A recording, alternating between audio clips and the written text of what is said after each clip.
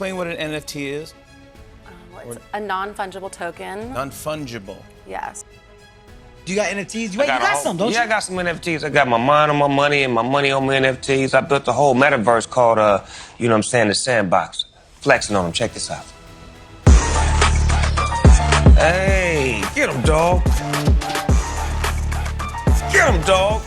NFTs। क्या आप भी यही सोच रहे हैं कि क्यों सब लोग NFTs के बारे में बात कर रहे हैं और ये इतनी फेमस हो चुकी है कि from Bollywood to Hollywood Amitabh Bachchan, Snoop Dogg, Salman Khan, Justin Bieber, Sunny Leone और ऐसे बहुत से सेलिब्रिटीज हैं जिन्होंने ऑलरेडी NFTs के अंदर इन्वेस्ट किया है।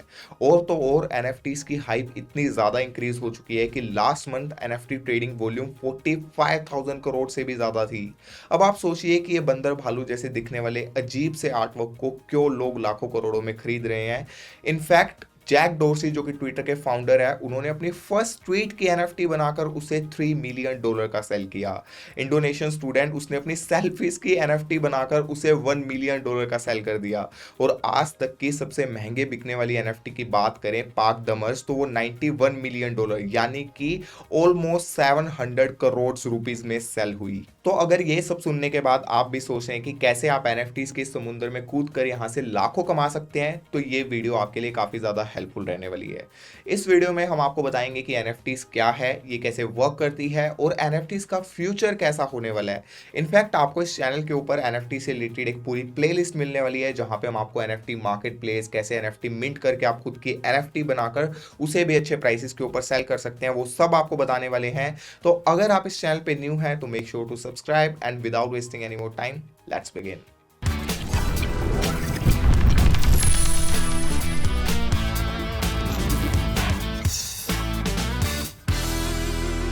पहली NFT 2014 में बनाई गई थी जिसका नाम क्वांटम है।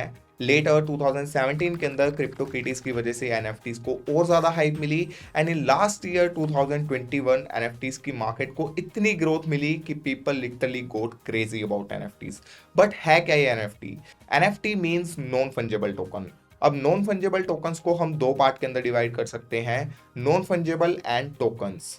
Non fungible means non replaceable, यानी कि जिसकी वैल्यू सेम ना हो, जिसको रिप्लेस ना किया जा सकते। एक एग्जाम्पल के साथ समझते हैं। सपोज आपके पास 500 रुपए का एक नोट है और मेरे पास 500 रुपए का एक नोट है।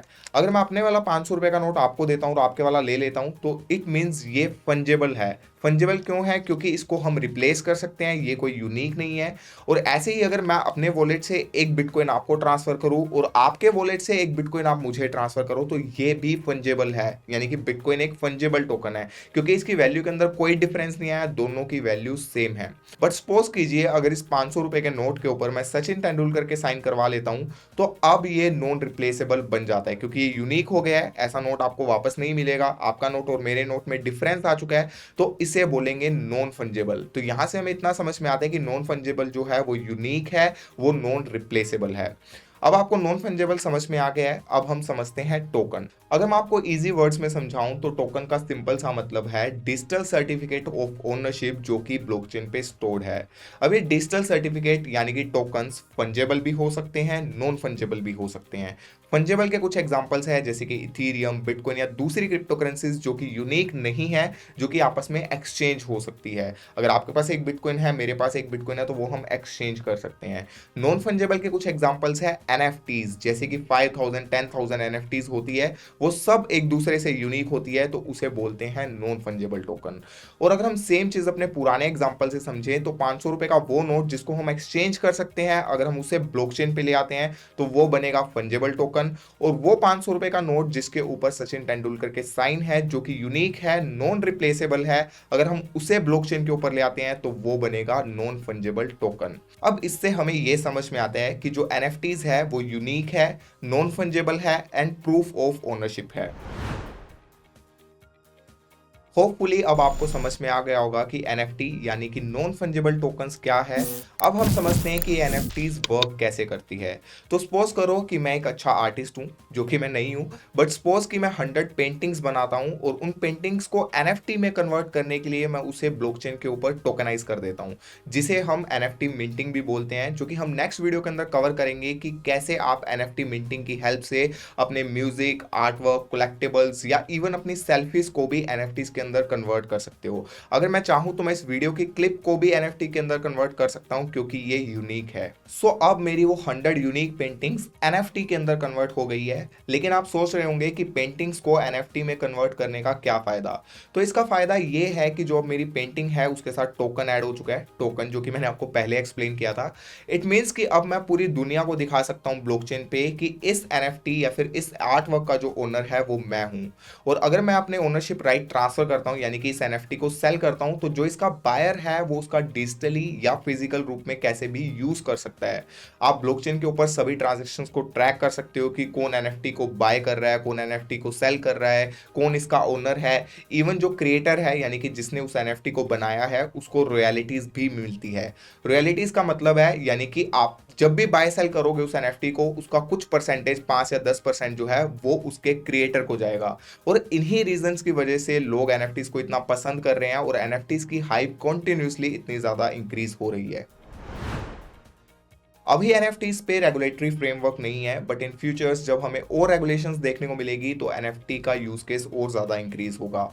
अभी जो NFTs है वो मोस्टली हाइप या स्कार्सिटी बेस्ड है यानी कि लिमिटेड अमाउंट ऑफ NFTs होती है जिसकी ज़्यादा डिमांड हो जाती है मार्केट के अंदर, उसका प्राइस इंक्रीज हो जाता है। बट इन फ्यूचर हमें यूटिलिटी बेस्ड NFTs भी देखने को मिलेगी जो कि आपके रियल लाइफ प्रोडक्ट से रिलेटेड होगी। यानी कि अगर आप शूज़ पहन रहे हैं, आप फ्रिज का यूज़ कर रहे हैं या फिर अगर आप मोटर बाइक का यूज़ कर रहे हैं, सब चीज़ें आप NFTs के अंदर देख सकेंगे आने वाले टाइम के अंदर। एंड ऑलरेडी काफ़ी बड़े ब्रांड्स हैं जो कि इसके ऊपर वर्क कर रहे हैं including Nike, Adidas, Lamborghini, Louis Vuitton, Samsung, McDonald's और ऐसे बहुत बड़े बड़े नेटवर्क्स हैं जो कि इस स्पेस को काफी ज्यादा सीरियस ले रहे हैं। तो आई थिंक NFT के अंदर हमें फ्यूचर में और भी ग्रोथ देखने को मिल सकती है बट आपको केयरफुल रहने की बहुत ज्यादा जरूरत है क्योंकि यहाँ पे काफी स्कैम NFTs भी आपको देखने को मिलेगी।